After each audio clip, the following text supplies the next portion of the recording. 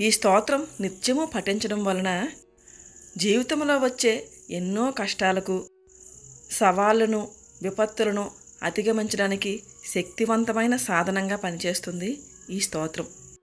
అలాగే మన జీవితంలో ఉన్న నెగిటివిటీని కూడా తొలగిస్తుంది. మనం చేసే మంచి పనులు ఏవైనా అడ్డంకులు ఉంటే అడ్డంకులు కూడా తొలగిస్తుంది ఈ వెంకటేశ్వర వజ్రకవచ స్తోత్రం. ఈ స్తోత్రం పఠించడం వలన మనసుకు ప్రశాంతత లభిస్తుంది. జీవితంలో అభివృద్ధి సాధిస్తాము. ఆ మహిమాన్వితమైన స్తోత్రము వెంకటేశ్వర వజ్రకవచ స్తోత్రం.